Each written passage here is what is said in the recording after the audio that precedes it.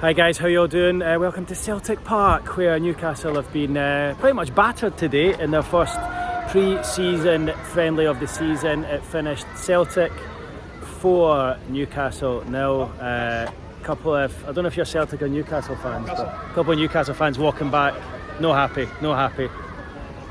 First game of pre-season.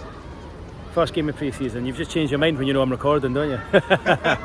Right, so yeah, it's finished 4-0 Celtic today, I have to say. Pretty humbling afternoon for Newcastle. First things first, before we get into any of what Eddie Howe has said on Alexander Isak and what's come out of the press conference, because he was pretty upfront and honest, I have to say. If you haven't subscribed to my channel, please do. Really appreciate the new subscriptions and kind of keeps me going, to be honest. Leave your comments as ever, and if this is the sort of video you like, it's probably the kind of video you don't like after a 4-0 thumping, but if this is the sort of video you like, give me a thumbs up so I know what kind of stuff you want. I don't know whether you'll be wanting post-match stuff throughout the season if Newcastle lose, particularly 4-0 like that. So anyway, that's that housekeeping out the way.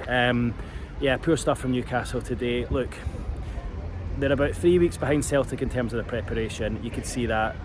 Celtic looked sharper, they looked quicker. Eddie Howe said afterwards that he felt that his players looked jaded. They've had a really, really tough week over in Austria, and you could see that. You look, bad mistake, terrible mistake for Nick Pope for goal number 2. Like, he doesn't do that very often, so look, I think you let him away with that one. It's actually probably small fry when you look at all the other issues that are currently at play with the football club. And poor defending for a couple other goals. I thought when I looked at the squad today, and this is no disrespect to the likes of Joe White and Alex Murphy, who Murphy I thought did quite well actually, but when you're bringing on lads like that, when you've got a Champions League season ahead, it doesn't bode well. You need 2 strong players for every position. Now, obviously, Lewis Hall's missing, so too is Tino Livramento, so too is Alexander Isak, so too is Joe Linton.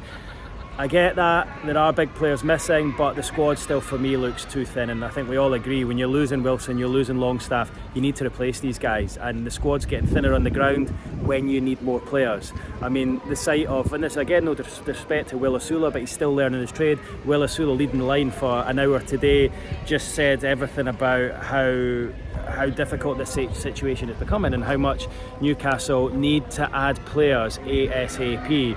Eddie Howe's just spoken at his press conference afterwards and said, look, we will try everything to get new players in. We have been trying it throughout the whole transfer window. It's been frustrating for him. He said they've got down the line with a number of players only to be let down, and he is frustrated. But then his caveat was, look, you know, I can't guarantee it. We will leave no stone unturned.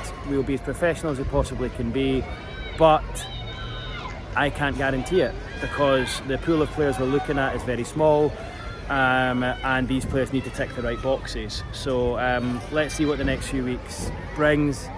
But yeah, he kind of left it a little bit open, and I think today's performance for me must be a message to the owners that new players have to arrive, and they have to arrive soon. It had a little bit of the thumping by Braga back in 2019 under Rafa out there, and Rafa came out and sent a message to the board afterwards, and Salomon Rondon arrived on loan. It had a bit of that feel about it today, I have to say, the performance, and I feel for you guys, 10,000 of you that have travelled up here to Celtic Park today to see that performance, not great. You deserve better than that. Now let's get on to what we spoke about pretty much 90% of the press conference afterwards.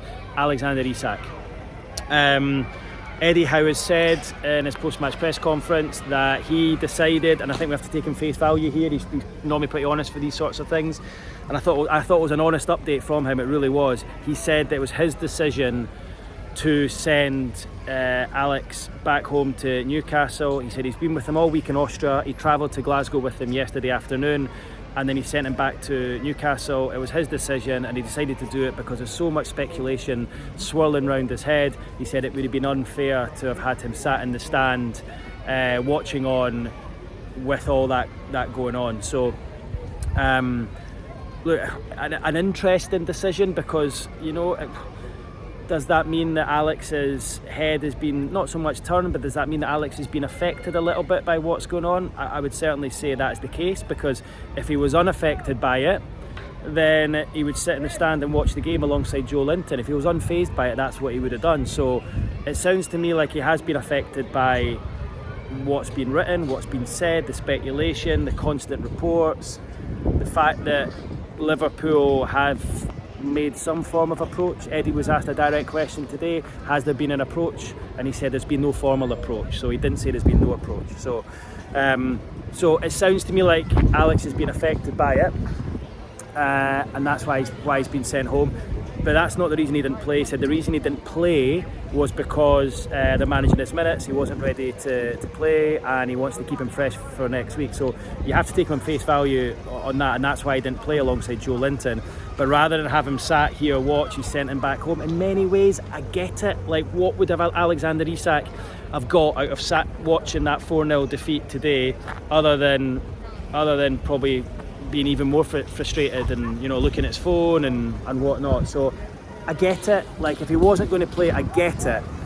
I suppose it's just the optics of he's been sent home but Joe Linton doesn't. Like, has he been sent home because he's been affected by everything that's going on, or has he been sent home because it was just a better place to have him, just away from everything in case anything came up or he was asked any questions or whatever? I kind of get it. The more and more I think about it, I kind of get why Eddie Howe's done that, and I think it probably is good management. But I understand. I noticed on my Twitter when I put the quotes out, a lot of people saying it was a weird decision because the optics of it. If he wasn't fazed and he wasn't bothered, then why send him home? Just let him sit in the stand alongside Joe Linton. But look, it's been a difficult week. It's been a bruising week. It's been a week where Newcastle have been in the headlines for far too many reasons, and yet you've not got anywhere out of it. You've not got anywhere positive. And as I was saying to my colleagues inside, it's not as though you're trying to get players here and you can't get them. You're actually at the moment having real issues. Not so much an issue holding on to yours, but you're constantly talking about holding on to who you've got. Newcastle going into a Champions League season, you need to be adding 4 or 5 players, 6 players. You don't need your best players to be leaving. Like, it's a really bad time for this to happen, and I can sense the real frustration from within the club that this has happened. But as Eddie said, look, these situations arise. We have to stay level. We have to deal with it. He said, I expect Alex to travel to Singapore and South Korea for pre-season. He said, I've had chats with him. He said, look, I'm aware that football's a short career, which again led me to think, well, as Alex maybe suggested, that this now would be a right time to move. I don't know, I'm surmising here. He said, but I know he's happy at Newcastle. He loves it here, he loves his teammates. And he caveated it by saying, and I'm confident that he will be a Newcastle player come the end of the transfer window. So let's see how it goes. It feels a little bit like the Anthony Gordon situation last summer, and let's hope that if he is affected at all, Eddie can try and get Alex's mind back on it 100%. And look, these things happen in football a lot, and it sometimes just takes a player a week or two to kind of focus their mind and get them back onto things, and hopefully that's the case with Alex. However, he might not be phased at all, and Eddie might have just decided it was a safer thing to have him down there, away from anything potentially arising, like any, you know, maybe he would sit there and he would start to be getting phased about it, but back at home he wouldn't be. So yeah, look, I can see the optics of it. The fact Joe Linton was here and Alex wasn't, I can see how that looks. But the more and more I think about it, I think Alex sat there in the stand today watching that wouldn't have been great, whereas Alex sat back at home resting, recuperating after a hard week, when he wasn't going to play anyway. Is probably the right decision once everyone can kind of get past the optics of it. So look, yeah, difficult, isn't it? Difficult. 4 weeks until the season starts, and all we're talking about is trying to hang on to your players when all you want to do is add more. For me, that today was the real sign that you need to sign more players. The board need to have watched that game. The owners need to have watched that game, and they need to help. They need to help Eddie and the guys out. You know, no significant signing in 3 windows. One in the shape of Anthony Elanga. You know, it just needs freshening up, and you could see that today. You really could see that.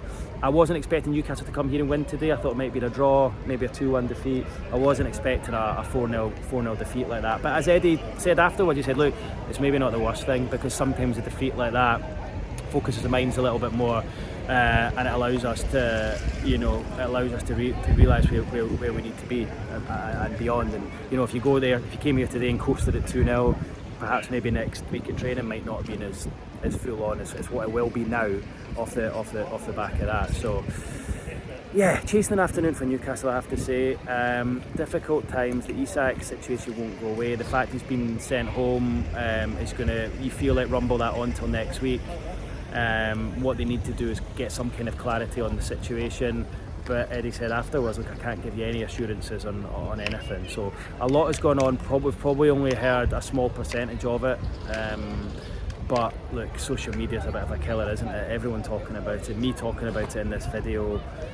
You know, all the reporters who are just like briefed by agents and spin things. I mean, some of the stuff during the week, you know, on this Ekitiki thing saying Newcastle had made a second bid and Newcastle had agreed a fee with Frankfurt. It's just nonsense. People are using the system to help football clubs and agents out, and it's not nice. I have to say, it's not nice, and you need to try and cut through all that BS and realise that there's a lot of people using the system for their own good.